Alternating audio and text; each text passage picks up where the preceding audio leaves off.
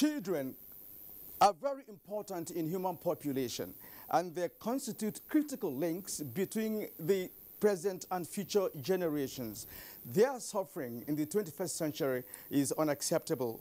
And it's on that premise that we anchor tonight's edition of Weekend File. Good evening and welcome to the program.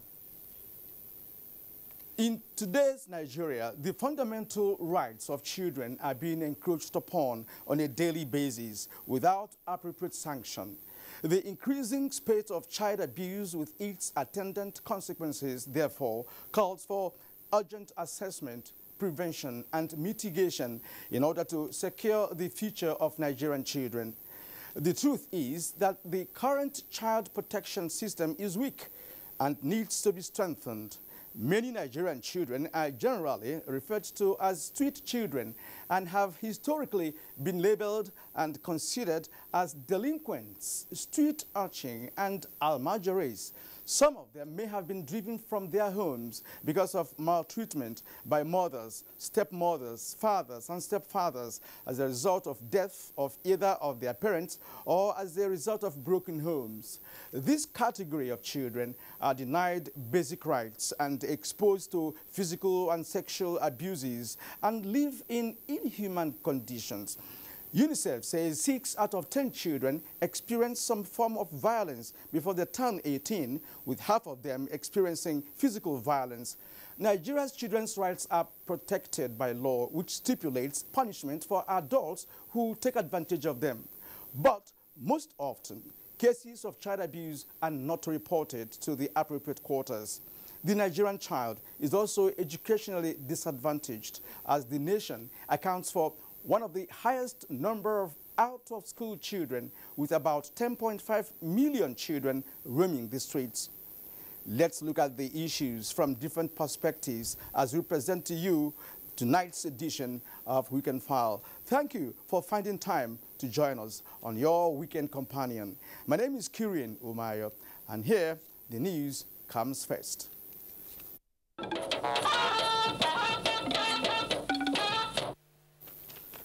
The federal government has launched the distribution of relief materials to victims of armed banditry and cattle rustling in Zamfara State. The materials were formally received by the state governor, Abdul Aziz Yari, from the Federal Commissioner, National Commission for Refugees, Migrants, and Internally Displaced Persons.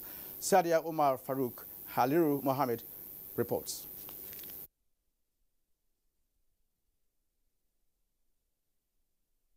Bandit attacks and cases of cattle rustling, which resulted to destruction of many lives and property, as well as made several persons internally displaced. This prompted the federal government, through the National Commission for Refugees, Migrants, and Internally Displaced Persons, to provide relief materials to the victims with a view to cushioning the effect of the unfortunate calamities. Speaking during the distribution ceremony, Zamfara State Governor Alhaji Abdulaziz Yari Abubakar expressed appreciation to the federal government for responding to the plight of the people. Federal Commissioner, National Commission for Refugees, Migrants, and Internally Displaced Persons, Hajia Sadia Umar Farouk, reaffirmed the Commission's commitment to finding best solutions for individuals, families, and communities displaced by conflict and other disasters. Some of the beneficiaries who spoke to NTA News expressed gratitude to the federal government for the gesture. From Gusau, Halliru Muhammad Umar, NTA News. Reports from Maiduguri say one male suicide bomber has detonated improvised explosive device strapped to his body at about 10 o'clock this morning. The bomber had taken cover in a ditch within the neighborhood of University Children's Secondary School at the eastern end of the University of Maiduguri campus. Reports say he sighted a security personnel coming towards the direction of his hiding place and hurriedly detonated his IED, killing himself only. A police explosive ordnance device team was promptly dispatched to the scene to sanitize and render the area safe. A statement by the police said normalcy has since been restored. Organic fertilizer is gradually replacing modern fertilizer, which is said to be beyond the reach of most small farmers. In the northwest, for instance, farmers solicit that it is more profitable to use organic fertilizer than the inorganic. Mohammed Hamza Sheikh spoke to some farmers on this and other agricultural issues. A long time ago, manure, the organic fertilizer from animal dung, was widely and solely used by farmers, especially in the northern part of Nigeria. It was not until the mid-70s that it was replaced by the use of inorganic fertilizer. Of late, however, farmers in the northwestern states of Jigawa, Sokoto, Zamfara and Kebbi in particular have resorted to using manure instead of the inorganic fertilizer. After land clearing, heaps of manure are seen on farmlands that are ready for harrowing or tilting. Farmers use every means of transportation to get organic fertilizer to their farms. Agriculturalists say the use of organic fertilizer more than doubles the yield in every season. They say apart from being too costly and difficult to get, inorganic fertilizer also destroys soil texture, thereby reducing yields. That fertilizer improves the nutrient content of the farm that the plants want, and therefore, by extension, the increase in yield per hectare. If we can get the farmers to imbibe this culture again, the better, because the food produced under such condition is more healthier. Muhammad Hamza Sheikh, NTA News. No fewer than 10 structures, including the personal property of the Nasarawa State Governor, Umaru Tanko Almakura, have been demolished. The demolition of illegal structures in Lafia City Center was affected in line with the Urban Rural Renewal Program of the Nasarawa State Government. Correspondent Abubakar Usman Akwanga tells us more.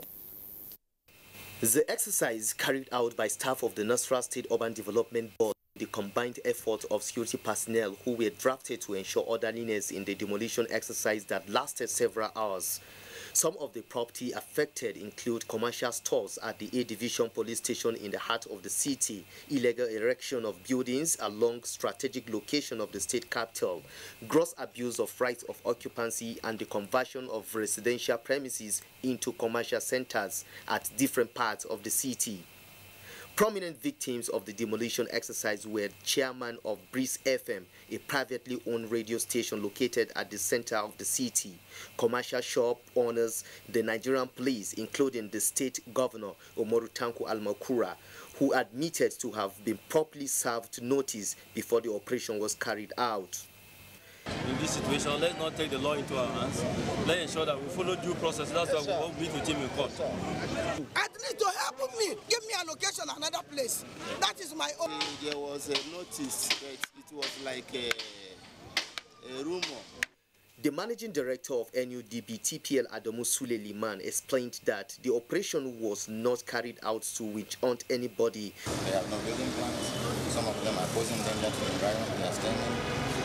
And some of them are even encroaching on government space, what we call setback along the road. The demolition is coming at a time the state government is battling to transform Lafia from a rural state capital to a world-class city. In Lafia, I am Abubakar Usman Akwanga, NTA News. As the present administration gears up to celebrate 2 years in office, National Assembly member representing George South and East constituency of Plateau State, Edward Bajok, has pulled his crowd of supporters to join the ruling All Progressives Congress APC. The member, who won on the platform of PDP, says the track record of President Muhammadu Buhari and the ruling APC prompted his defection, urging government and all Plateau citizens to continue to key into the development agenda of the federal government. Mary Damto takes it from here.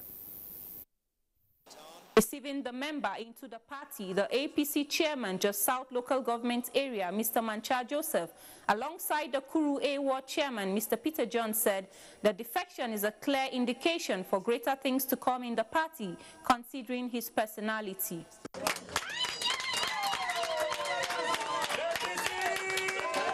Able platform is the APC because of the laudable achievements of the President of the Federal Republic of Nigeria and the Governor of Plateau State, whose tenure has ushered in peace, and we can see the stability and the payment of workers' salaries, payment of pensioners. People are happy, and the infrastructural development is also continuing. Since the present administration came on board, there has been massive defections from the People's Democratic Party, PDP, to the All Progressives Congress, APC. From Jos South Local Government Area, Mary Domtur, NTA News. The Economic Community of West African States, ECOWAS Parliament, says it remains committed to ensuring peace, security and human rights across the region and the globe. This was at the plenary for 2017 First Ordinary Session in Abuja. Olainko Ojo reports. Top on the agenda during plenary by the parliamentarians is advancing the cause of peace, pro-Biafra agitation, mediation and reconciliation to increase economic prosperity in the sub-region. We have a situation that's emerging right now that as a country we need to make sure that it doesn't emerge. The Peace and Reconciliation had findings that there were several factors, some of which were marginalization. Using island experience that people involved in negotiation must display extraordinary flexibility and willingness to change in order to reach the goal for a sustainable peace, European Union Special Envoy for the Peace Process in Colombia, Eamon Gilmore, noted that rule of law, accountability and equitable economic opportunities are of utmost priority. Relationship built on trust and mutual respect take patience to build. For the Speaker, ECOWAS Parliament, Mustafa Siselo, the parliamentarians will continue to prioritize peaceful coexistence in the region. Deputy Speaker, House of Representatives Yusuf Lasso says, while working on entrenching peace in the region, the historical perspective of the people need to be critically taken into consideration. If your human rights record is good, then definitely you are trying to be fair, and in an attempt to be fair, then you are trying to be just too. These are the ingredients, and Nigeria has not performed badly. Gender, discrimination, land use and resource control, and the need to give young people hope were also considered at the plenary. In Abuja, Olainka Ojo, NTA News. And now to religious matters. The Catholic Archbishop of Abuja, John Cardinal Onayeka, has called on Nigerians to rise above challenges and work collectively for the common good through prayers for peace and upholding righteousness. He was speaking at the Abuja Archdiocesan Mariam Centenary celebration in honor of Our Lady of Fatima. Talatu Ezrike was there for NTA News. The Catholic Archbishop of Abuja emphasized the need for religious harmony and building one indivisible nation. He said Nigeria, like many other countries, is faced with challenges of wars, corruption and other differences that can be tackled through imbibing Mary's virtues of sacrificial love and life of prayers for peace and for sinners. How many of us are praying for Boko Haram terrorists? Aren't we telling God to deal with them? In fact, we seem to be more angry than God himself. We should not worry. We should not panic. Peace will soon come to our nation. Catholic faithful converge on the Eagle Square for the centenary celebration of Maria Congress, a celebration traced to May 1917, when Mary appeared to shepherd children, Lucia, Francisco, and Jacinta, ages 8, 9, and 10, instructing them to pray the rosary for peace and for conversion of sinners. This has over the years manifested in miracles, sainthood, and lessons of unity of purpose, especially the location of the event at the town of Fatima in Portugal that gave Mary the name Lady of Fatima. We are supposed to love our saints regardless of religious background. There should be no hate speeches, demonstration of hate, because we are all one. We mothers should be good role models to our children. We should mind what we do. No doubt the celebration offers opportunities to build on virtues of sacrificial love, righteousness, progressive thinking and actions for overall growth. Talati Ezerike, NTA News. Nigerians have been urged to return to God for wisdom and solutions that will terminate the economic recession being experienced in the country. This was the thrust of the annual pre-Ramadan lecture of the Jikoi Muslim community in Abuja. Mutare Ben has the report.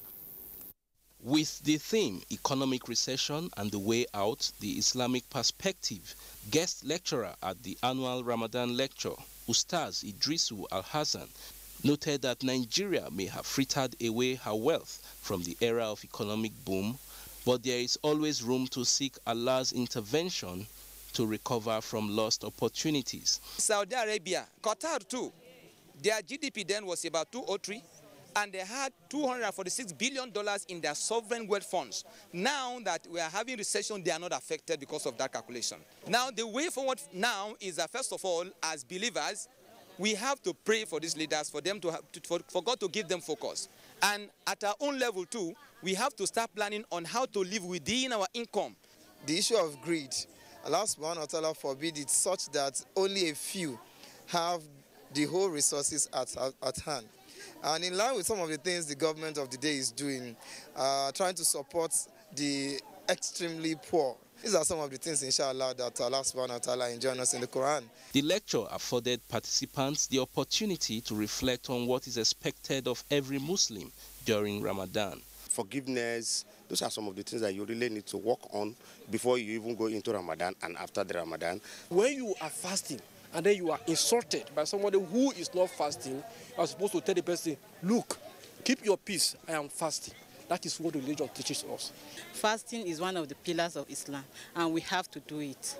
Muslims were also enjoined to radiate love and promote peaceful coexistence during the holy month of Ramadan and beyond. In Abuja, Mitaire Ikben, NTA News. About 300 tour guides are to undergo training by the Center for Black and African Arts and Civilization as part of preparations for the celebration of the 40th anniversary of FESTAC 77. The director of the center, Dr. Ferdinand Anikwe, revealed this to our correspondent in Lagos.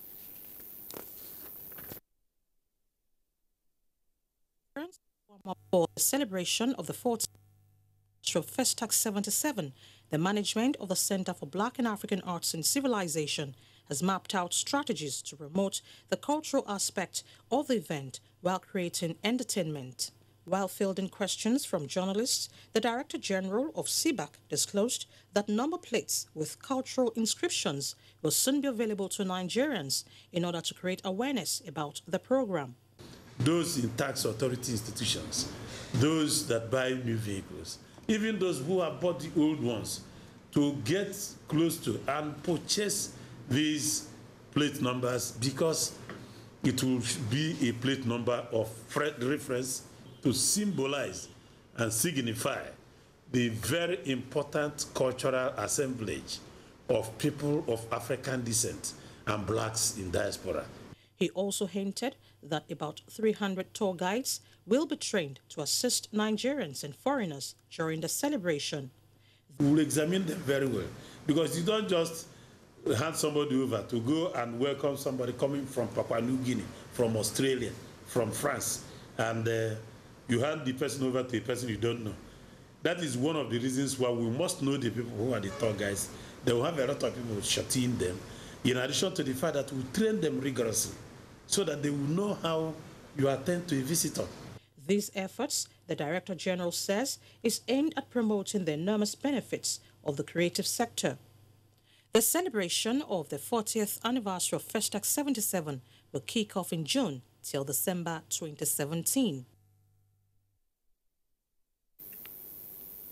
You are watching Weekend File on the network service of the NTA. You can also watch this news live online via the NTA mobile app, which you can download on your Android device at the Google Play Store or at the Apple Store if you use devices with iOS. Now to the business of tonight. Child abuse is a heartbreaking reality for many children living in poverty, and it comes in many forms, namely physical, sexual, and emotional abuses. What is common to most conflict situations is that child rights are violated with total impunity. The experiences of Nigerian children from the Northeast can best explain this situation. Studies about real childhood development indicate that the brain develops in response to experiences with caregivers, family, and the community, and that its development is linked to the quality and quantity of these experiences. There'll be more analysis on child abuse next on Weekend File.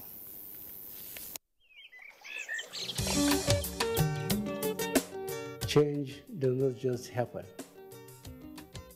You and I and all of us must appreciate that we all have our part to play if we want to bring change about. We must change our lawless habits, our attitude to public office, and public trust. We must change our unruly behavior in schools, hospitals, marketplaces, motor parks, on the roads, in homes and offices. To bring about change, we must change ourselves by being law-abiding citizens.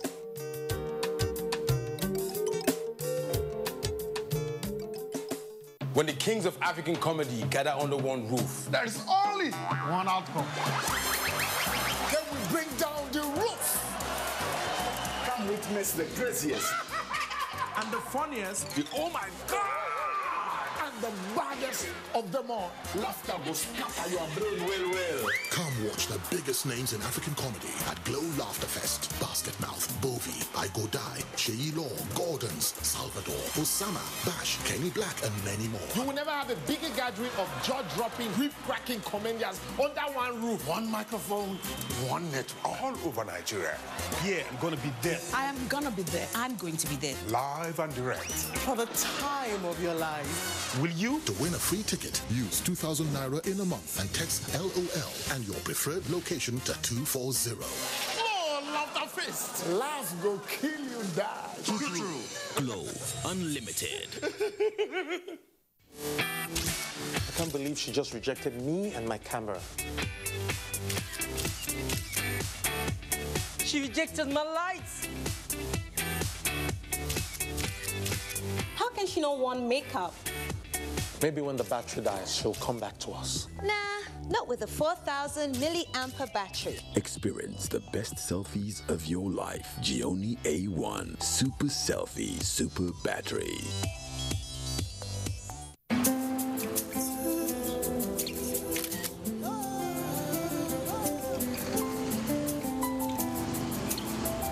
This is my second daughter. That's the one after that one. That's my granddaughter there. I have never seen my grandchildren. Mama, I would like to see your face again. What's your son's name? John Luca. Yeah. Is that your son? Papa, yes. See your face. Yes. Is that you?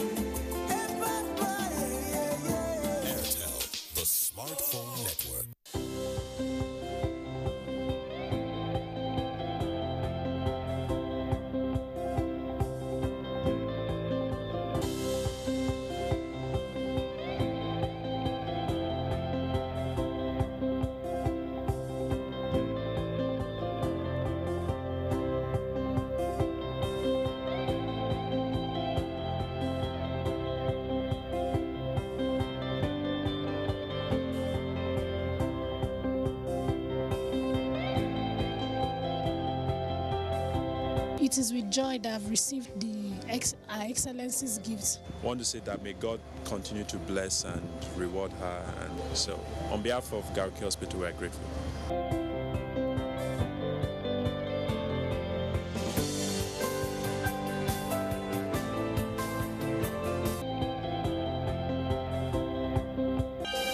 My name is Hadiza Mohammed from Bauchi. I'm one of the beneficiaries of Empower program. Yes, I graduated since 2010. The little money I got from my NYSC, I decided to start something with it. That is, I started selling firewood and recharge cards to take my family, my aged parents and my siblings to school. I was possessed to one village. You understand? You know, I'm a degree holder, so I don't have much experience in teaching. So I have to, when I look at the children, I say, look, I have to do this thing. Even those that have experience, they are not better than I do. You know, the children are willing to come to school, but there are no teachers in that village. So I said, Kai, let me help these children. I'm also a graduate. Let me help them. Let them know how to read and write. Let them know how to read and write just the way I am. Let me try my best and see that they have gained something too, through me. We pray that Almighty Allah should give the president sound health.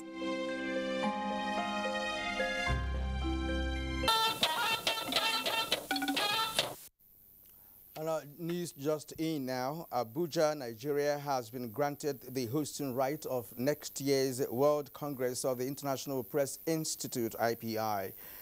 This followed a successful bid made by the Nigerian chapter of the IPI, led by its chairman, Kabiru Yusuf, the publisher of the Daily Trust newspapers, and Malam Ismaila Isa, a long-standing member of the World Executive Committee of the IPI, member, a planning committee, and senior special assistant to the president on media and publicity.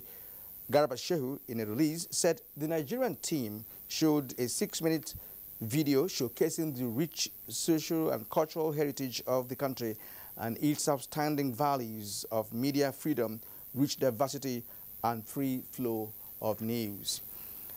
And now to Weekend File once more. As we told you earlier, the United Nations Children's Fund says that 6 out of 10 children in Nigeria suffer emotional, physical, or sexual abuse before the age of 18. And in this background report, correspondent KG Busari Ahmad examines the impact of child abuse on socio-economic well-being of the Nigerian child. Child abuse is not a made-in-Nigeria problem, but a global phenomenon which is characterized by all forms of physical and emotional ill treatment, sexual abuse, neglect, and exploitation that could result in actual or potential harm to the child's health, development, or dignity.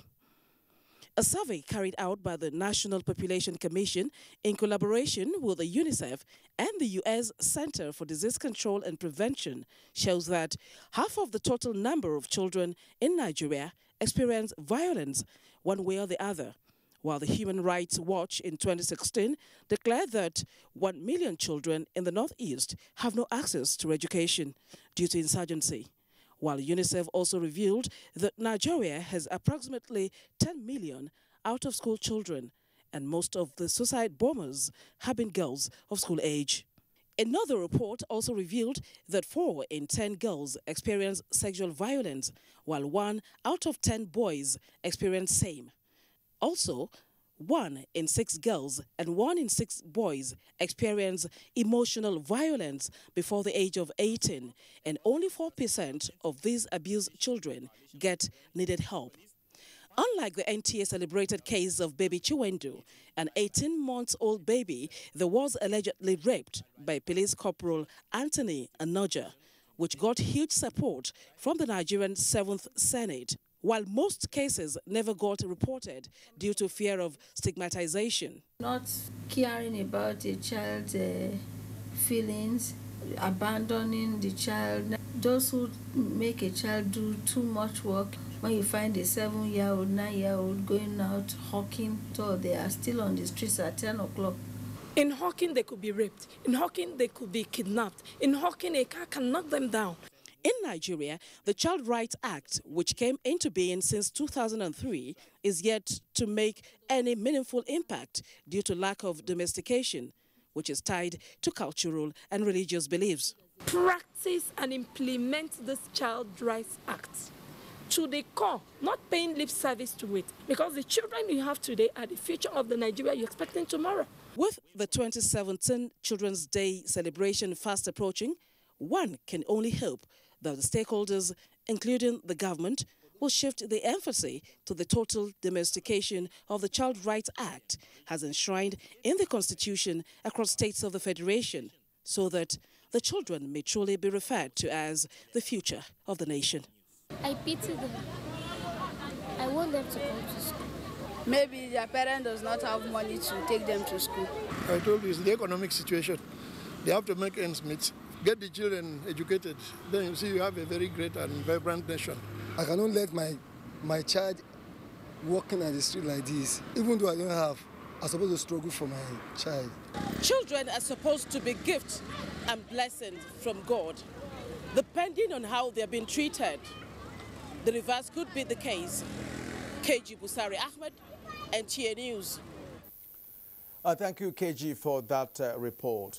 Now, having domesticated the Child Rights Act in 2007, the Lagos State government has taken steps to uphold the rights of children and to check all forms of exploitation against them. However, issues of street kids, underaged house helps and child beggars have remained daunting challenges in most parts of the metropolis. Musa Toriat in this report takes a look at the implications of these challenges on the society and possible way forward. As part of efforts by the Lagos State government to check exploitation and violation of children in the metropolis, 5 points of approaches were adopted after domesticating the Child Rights Act in 2007. Implementation of the Child Rights Act is ensured through effective collaboration between the state government and civil society groups. It's a state that is doing very well. We'll do much better. Family courts were put in place at both magistrate level and as well as the high court level. But the department was formed for child protection. It's under the Ministry of Youth and Social. However, the activities of street kids who engage in menial jobs in traffic to earn a living leaves more to be desired.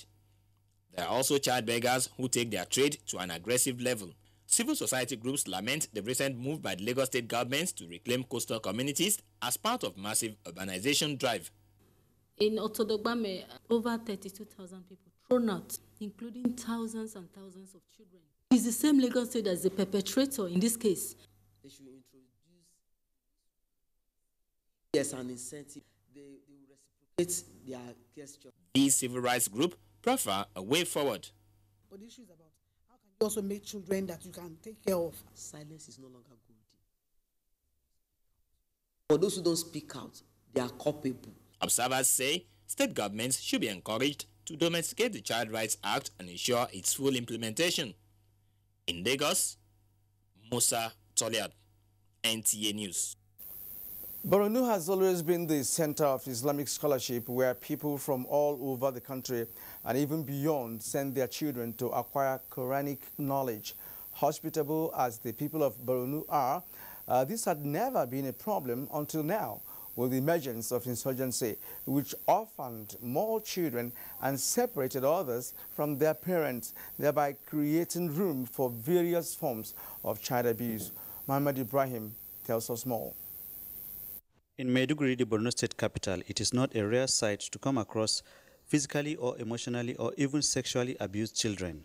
The insurgency has further worsened the situation, as the estimate of those orphaned by insurgency or separated from their parents and unaccompanied stand at over 50,000. From all over the country, they think when you come to Borno, you get this Quranic knowledge. And these children are sent in numbers to come and seek for this knowledge. Regardless of what they will come and do, it's not the concern of the parents. However, legislators from Borno State House of Assembly who said the Child Rights Act is yet to be implemented due to religious concerns noted that government has not turned deaf ears to issues of child abuse. In line with the program of the federal government, which is the promotion of the Sangaya school, Islamic schools, the state government is doing all that is humanly possible in putting them in the Al-Majri school. It's a collective effort of all of us to orient them. All concerns raised expressed the need for collective effort to turn around the rate of child abuse by providing more opportunities through education and protection to these young citizens. For Weekend File, Mohammed Ibrahim, NTA News. We now pause for some messages. Weekend File returns in just a moment. Customer, they ask if we get the reach 35 of this stereo. Hey! Wait, make I confirm. Hey, Sonny, how many of that new stereo they are? 7. Go hang on, no, don't hang up. Prosper, how many of that new stereo you get? 12. Okay, hang on, no, don't hang up. Confidence, make you do quick, carry a motor, go bring those new. What you see they do here? Come and go start the mouth, make you delete them. You know study business.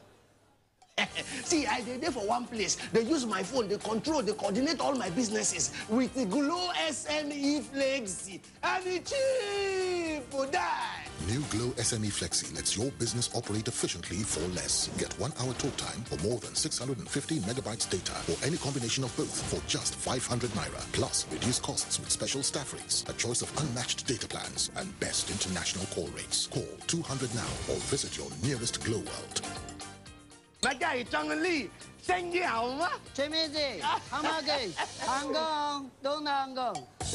Business. Together, we make business happen. I can't believe she just rejected me and my camera. She rejected my lights. How can she not want makeup? Maybe when the battery dies, she'll come back to us. Not with a 4,000 milliampere battery. Experience the best selfies of your life. Gioni A1 Super Selfie Super Battery.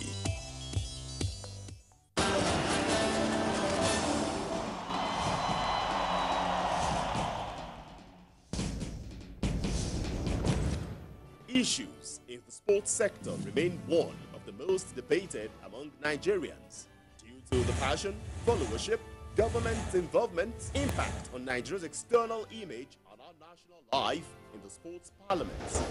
The NTA offers Nigerians deep views on issues with experts in the sports sector, offering in-depth analysis, hindsight, insight and foresight towards elevating Nigerian sports to the zenith, the floor of the sports parliament. So many things have been wrong in sports. We've been talking around it. We need performance expertise, and you can only get some of these where you have world-class facilities. How can sports deliver return of investment to attract the kind of money required to take it to the next level? We cannot interfere in the internal affairs of even the federations that belongs to us. Sports Parliament, a unique platform for sports discussions, showing live on the NTA Thursdays at 11 p.m. Keep a date with the parliamentarians. Your eyes have it. Nigerians. Suicide bombers are not spirits. They are not ghosts. They are human beings like you and me. They live amongst us. They are your neighbors. They are your friends today, but terrorists tomorrow. So you must know your neighbor now. Security begins with you and me. Know your neighbor. Be vigilant. Be security conscious. Report suspicious persons, objects, and movements to the police and other security agencies. The security of our nation is a duty for you and me. If you see something, say something. Nigeria, unite against terrorism. This message is brought to you by the Federal Ministry of Information and Culture. We thank you for staying with us up till this moment on Weekend File. And joining me now to examine issues affecting child abuse is a former president of the National Council for Women's Societies, Hajia Ramatu Dalhatu Musa. Madam, you are welcome to Weekend File. Thank you very much. You know, Nigeria is an African country. It is. We want to know from you what actually constitutes child abuse in this country. Oh, child abuse can be manifested from one, neglect. Two, maltreatment. Three, injury and harm. Then the fourth is murder. M-U-R-D-E-I. When I say neglect, I mean parents don't really plan as to the number of children they want to have, how they will space those children, the quality and standard of education they will give to those children. And so that neglect makes the child to be exposed to a lot of, abuse. Then secondly, we have maltreatment. In some families, the children of the madam eat good food, wear good clothes, sleep in good time, they go to very good schools. While the children of the madam nobodies don't eat well, they eat the remnants of the madam's children's food. They don't sleep in time until everybody goes to bed. They don't wear good clothes. And they go to the poorest schools you can ever think of. Then when you look at the issue of murder, that is the last one, where children are killed for rituals, my God, to gain powers. That is the worst of it, right? Then you look at, I mentioned maltreatment before. Trafficking as well. No, trafficking is part, in fact, that one has made human beings to look like animals. The only difference between human beings and animals is sense of reasoning. But where human beings are subjected to animal behavior, it's better imagined than told. So now, when we see these manifestations of child abuse, we ask ourselves, what is the solution? What's the way forward?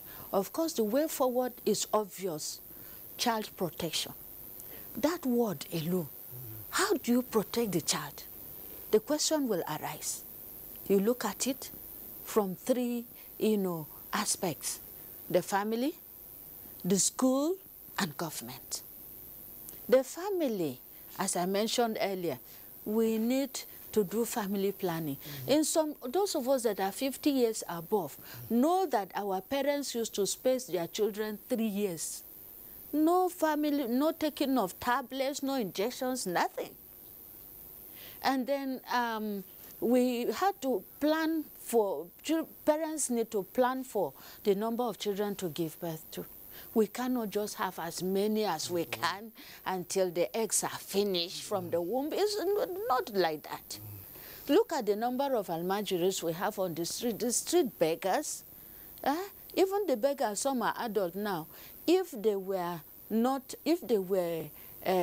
treated well, they were well taken care of, they will not be on the streets begging. Yeah. Now let's talk about Child Rights Act, which was passed at the federal level in 2007. Yes. But between then and now, it's only about 16 states of 16 state assemblies have been able to enact the same law at the state level, which means that we've not just started. So what do you make of that? What does it portend for a country like Nigeria? You wouldn't say that we have not just started. We have started. After all, some years back, we had not gotten to this level. So when you say we have not started, it's discouraging. We have started. And we are glad, especially my parents, we are glad that this law has been passed in 16 states. My own state, Nasarawa State, the law was passed 2004. During Governor Abdullah Adamu's regime, and I was part of the decision that reached that level. Now, for some states that have not passed, it's never late. Yeah? It's not late. They can still pass it. Religiously, it has been debated here and there. But we cannot reject passing the law because our government had already signed that document, and so it is binding on on Nigeria and Nigerians. So we need to pass it. If there are some areas where it does not agree with some religious aspects, they can step down that particular portion and not just refusing to pass the bill in total. I think it is supposed to be like a mandatory thing for every state to pass the bill. All right. Now, Nigeria accounts for one of the highest number of out-of-school children globally, according to UNICEF. Yeah. Now, how can this be checked, especially in the northern part of the country? Very well. When I was a child, the government used to punish parents that refused to send their children to school. Why can't we apply it now? It's better we go back to the best practices of the past than fumbling, copying foreign, ideologies that will not work well for us. I think government has to make it compulsory for every parent to send their children to school, and that has to be monitored, just as the federal government has put in place a very good model of this child protection program of school feeding. It has given upper hand to Action Aid and some civil society organizations to monitor and evaluate for feedback, and that is the best way. It's going to give opportunity for that program to be done transparently and accountably. So in the north, we have a very big problem of child abuse and, other vices. Like some leaders from the north have seen the need to put certain things into law, even though religiously is seen the other way around. But we will see the negative impact of us rejecting such positive initiatives. Now, we have a lot of almajiris out there. We have street beggars. We have not all, even in some other parts of the country, these political touts that are really disturbing, the peace and of some of our leaders. Now, the government needs to proactively and aggressively put some, make some arrangements to arrest the situation as it is in the north. All right. On this program last week, we did a program on drug abuse, and we saw some reports from northern part of the country as well, where children of ages between 7 and 9 were exposed to the use of narcotics and other pharmaceutical products that are used to put themselves in a in an intoxicating situation.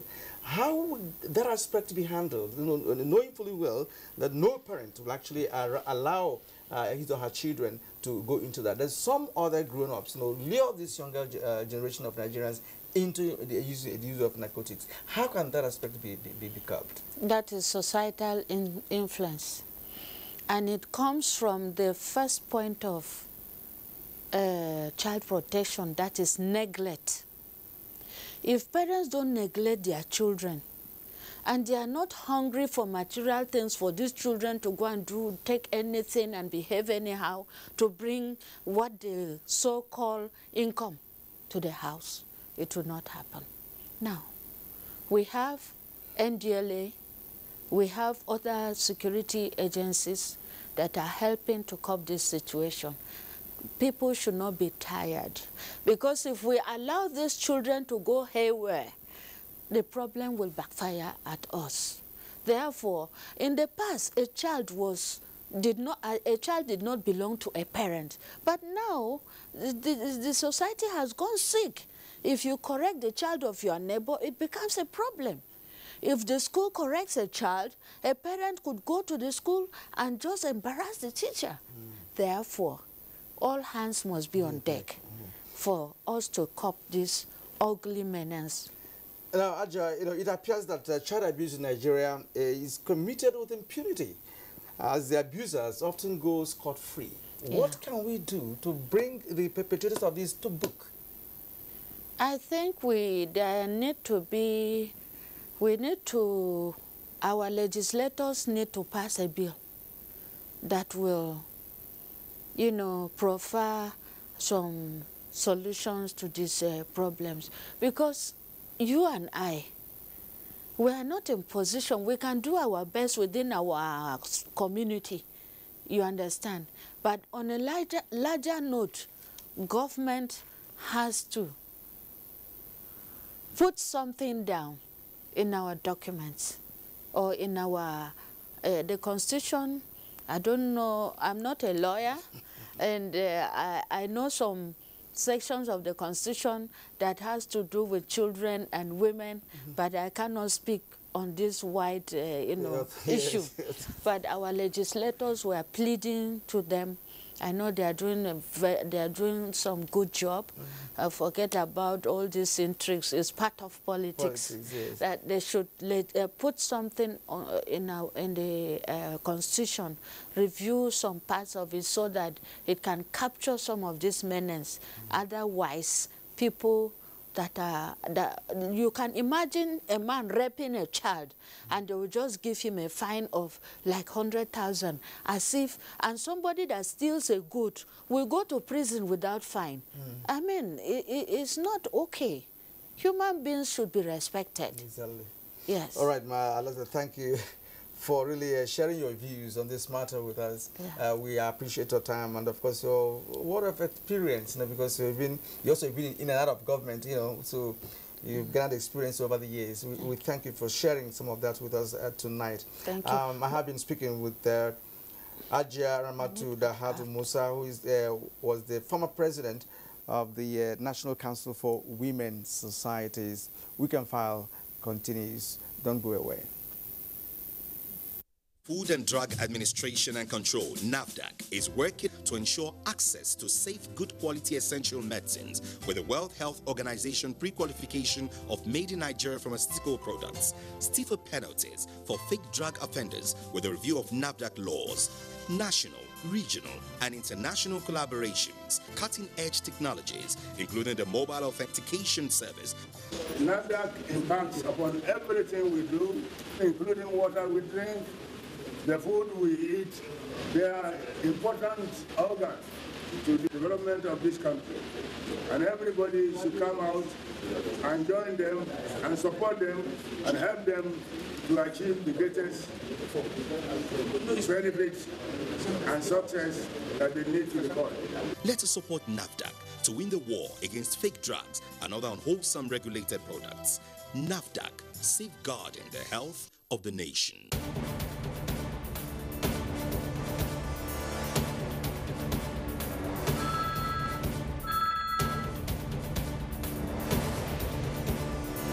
Okay, sir. You may now go in for your interview. Thank you. My shoe. And to think I just bought this very expensive foreign shoe 2 months ago. So sorry about your shoes. This is why I advise my friends to always patronize made in Nigeria products. See this shoe. It's made in Nigeria and I've had it for 2 years and it's still as good as the day I bought it. Made in Nigeria products are good quality, and stringent government regulations and certification now mean the goods made in Nigeria meet international standards. Make the patriotic choice today.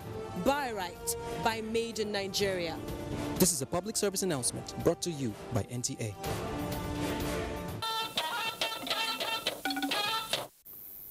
The Federal University Oyekiti has been named after the former military governor of the defunct Western region, late General Adebayo. Acting President Yemi Osinbajo disclosed this at the burial of the late octogenarian in Lane, Ekiti State. Michael Olale has that report.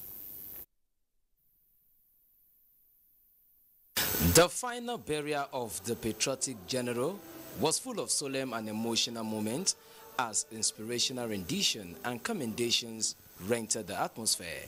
The acting president, Yemi Osinbajo, led the compendium of tributes for the elder statesman, especially his heroic contribution to national integration and service to the nation. He advised Nigerians to continue to pursue the core democratic values and principles which General Adebayo's iconic status represents. As scripture says, a good man leaves an inheritance for his children's children.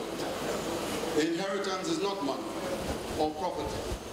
It's a legacy of character, of patriotism, of love of country, and service to the people. The Dean of the Church of Nigeria Anglican Communion, Archbishop Gabriel Lashebikon's exhortation centered on living an holy life acceptable unto God, while the former governor of Ekiti State, Otumba Adeniyi Adebayo, said he is proud to be associated with a hero as a son. Education is something my father believed strongly in. He instituted the Bursary Award scheme in the Western region. The Doors-to-Door ride offered the opportunity for family, friends, and relatives to pay their last respect for the general amidst military salutation. His life epitomized unity, love, sacrifice, courage, and patriotism. Well, we should imbibe the principles for which our forefathers like Adebayo lived for. Popular juju musician King Sunny Ade was at hand to spice up the evening that could be described as roll call of dignitary. General Adeyinka Adebayo is not just the former governor of the Old Western region, he was the first indigenous chief of army staff and the senior surviving member of the Nigeria Armed Forces in Ado-Ekiti. Michael Olaleye, NTA News. It was a joyous moment for parents of the 82 rescued Chibok schoolgirls as they reunite with their parents. Adebayo Brooklyn Sunday reports that the reunion took place in Abuja, where the girls are being profiled.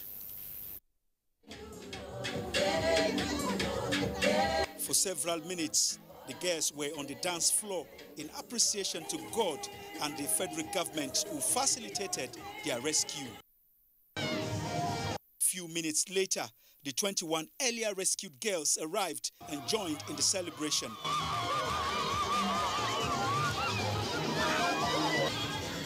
Lo and behold, our buses filled with the parents of the girls, as some of them could not wait to jump out of the vehicle.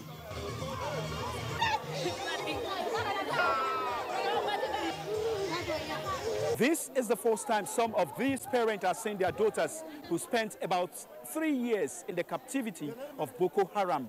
Some in disbelief as tears of joy stream down their faces. I'm so happy.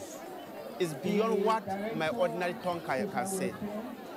Because for 3 years, it's not 3 days, it's not 3 months.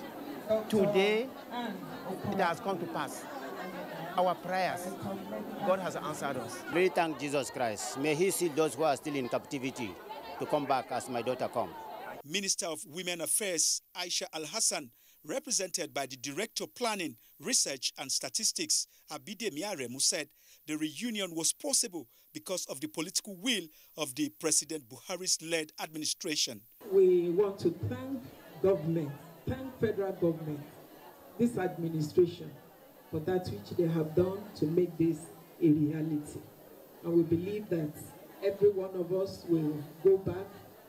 Prayers, there's nothing prayers cannot do. Let's intensify our prayers. Negotiation will be concluded and the others will come. One of the parents who spoke on behalf of others expressed optimism that the remaining girls will also be released because of the present administration's capacity and capability to deliver its campaign promises to Nigerians. Adebola, Brooklyn Sunday, NTA News. And on that joyful note, we conclude tonight's edition of Weekend File. Let's do this again next Saturday. Good night.